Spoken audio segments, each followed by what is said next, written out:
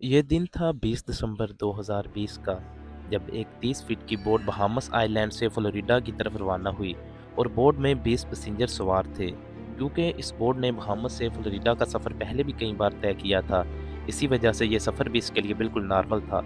लेकिन बीच समुंदर में इस बोट के साथ आखिर क्या वाक़या पेश आया, इनको समुंदर निकल गया या किसी तूफ़ान का शिकार हुए? अगर सिर्फ कोई इन्फॉर्मेशन थी तो वो ये थी कि इस बोट को बरमूदा ट्रायंगल से क्रॉस करके गुजरना था। जब अमेरिकन कोस्ट गार्ड को इस बात का इल्म हुआ तो एक सर्च ऑपरेशन कंडक्ट किया गया, जो समुद्र के इस हिस्से में पूरे 4 दिन और 4 रातों तक चलता रहा। लेकिन मजाल है इस बोट का एक भी हिस्सा मिला हो। नाजरीन, हम सब ने बरमुदा ट्रायंगल की कई स्टोरी सुन रखी हैं।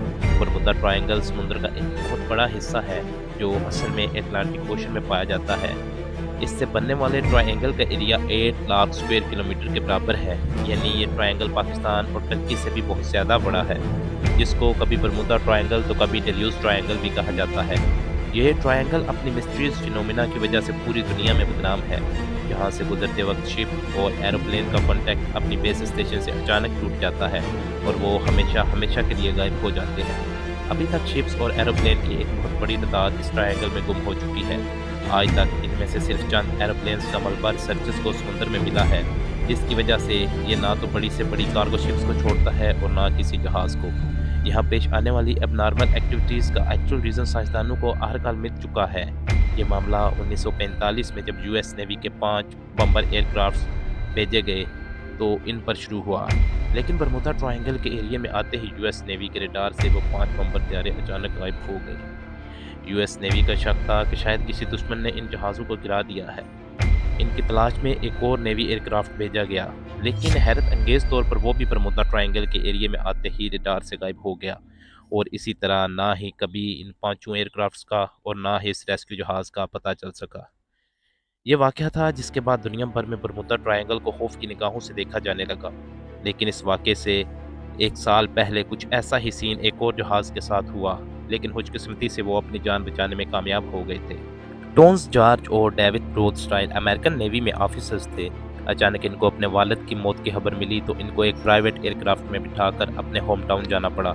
अभी जहाज़ को बरमुदा ट्रायंगल के समुद्र के ऊपर पहुंचे सिर्फ 20 मिनट ही गुजरे थे कि पायलट ने इनको बताया कि जहाज़ के तमाम इंस्ट्रूमेंट्स काम करना छोड़ गए हैं। ना ही पायलट को फ्यूल का अंदाज़ा था, ना ही इसका रेडियो काम कर रहा था और ना ही इसको ये मालूम था कि इस वक्त वो किस डायरेक्शन में जा रहा है।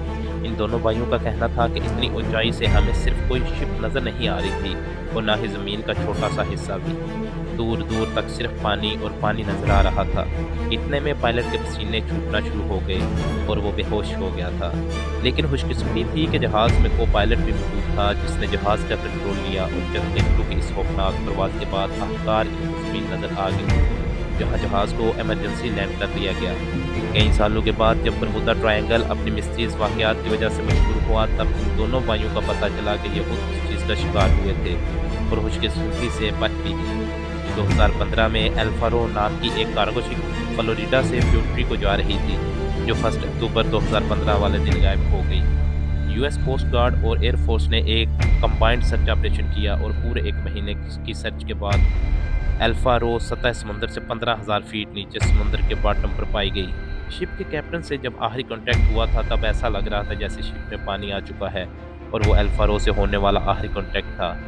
23 फरवरी 2017 को टर्किश एयरलाइंस का एक जहाज़ फ्लाइट 183 क्यूबा के शहर हवाना में लैंड करना था और इसी वजह से इसको बरमुदा ट्रायंगल से ऊपर गुजर के जाना था।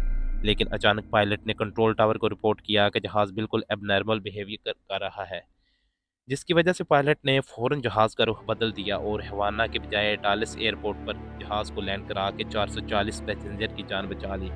इस तरह के और कई इंसिडेंट्स बरमुदा ट्रायंगल की हदूद में पेश आ चुके हैं।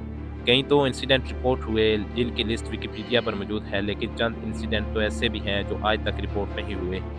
1967 में एक अमेरिकन बिजनेसमैन जिसका नाम ब्राक था, वो अपनी लग्जरी यार्ड में मियामी बीच की सैर को निकला, लेकिन थोड़ी ही देर बाद गार्ड को ब्राक की कॉल आई। इसने बताया कि इसकी यार्ड की किसी ठोस चीज़ से टक्कर हुई है।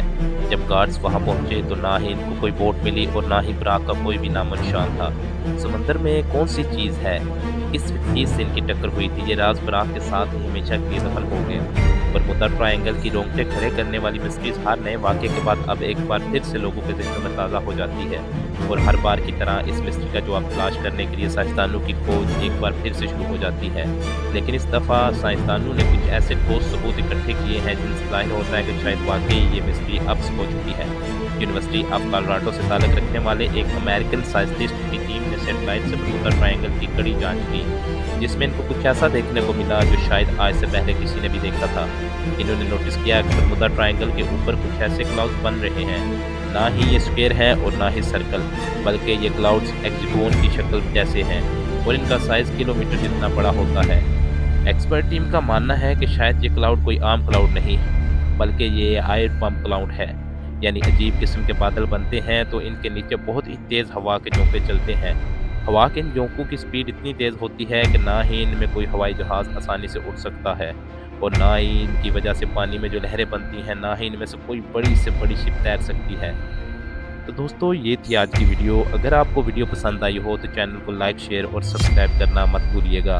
अपना और अपने चाहने वालों का बहुत सारा ख्याल रखिएगा। अल्लाह हाफिज़।